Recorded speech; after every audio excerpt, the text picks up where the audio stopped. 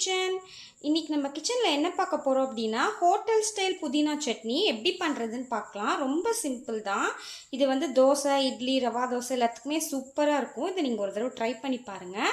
அதுக்கு தேவையானது என்னென்னா ஒரு டேபிள் ஸ்பூன் அளவுக்கு உளுத்தம்பருப்பு, 2 வரமிளகா, 2 பச்சை மிளகா எடுத்திருக்கேன். ரெண்டும் ஈக்குவலாக எடுத்துக்கோங்க. ஒரு பெரிய வெங்காயம் நறுக்கி வச்சுருக்கேன். கொஞ்சமாக புளி எடுத்து வச்சுருக்கேன்.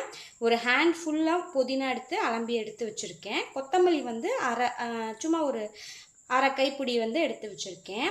அதாவது புதினா ஜாஸ்தியாக இருக்கணும், கொத்தமல்லி கொஞ்சம் கம்மியாக இருக்கணும். தேங்காய் வந்து ஒரு அரை கப் அளவுக்கு எடுத்து வச்சுருக்கேன். இவ்வளோ தான். இது எப்படி பண்ணுறதுன்னு பார்க்கலாம். இப்போ அடுப்பில் கடாய் போட்டுக்கோங்க. 1 டீஸ்பூன் அளவுக்கு நான் வந்து எண்ணெய் ஆட் பண்ணியிருக்கேன். எண்ணெய் காயட்டும். இப்போ எண்ணெய் நல்லா காஞ்சிருச்சு. ஃபஸ்ட்டு நம்ம வந்து புளி ஆட் பண்ணிக்கலாம். புளி வந்து நல்லா பொரியட்டும். புளி வந்து நல்லா பொரியும் போது நம்ம வந்து உளுத்தம்பருப்பு 1 டீஸ்பூன் எடுத்து வச்சுருக்கோம், அதை ஆட் பண்ணிக்கலாம். அடுத்து 2 காஞ்ச மிளகா, இதை ஃபஸ்ட்டு கொஞ்சம் வதக்கிக்கலாம். நான் வந்து புளியும் மிளகாயும் எடுத்து வச்சுட்டேன். இப்போ வெங்காயம் ஆட் பண்ணிக்கலாம்.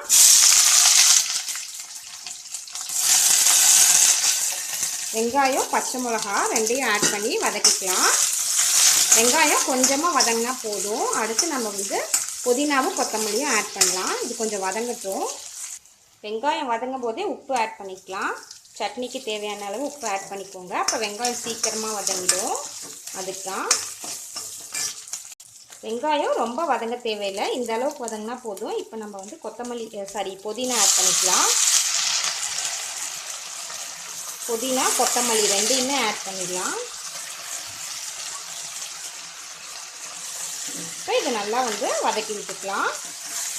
இது நல்லா சுருங்கி வரணும், அது வரைக்கும் வதக்கணும்.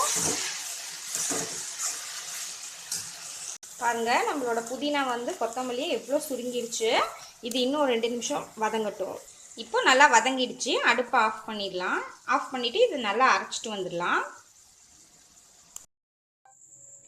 இப்போ இது நல்லா ஆறிடுச்சு. நம்ம இப்போது தேங்காயோடு போட்டு இது நம்ம வந்து நல்லா அரைச்சிட்டு வந்துடலாம். தண்ணி ஊற்றி நல்லா அரைச்சிக்கோங்க. பாருங்கள், நம்மளோட சட்னி சூப்பராக ரெடி ஆகிடுச்சு.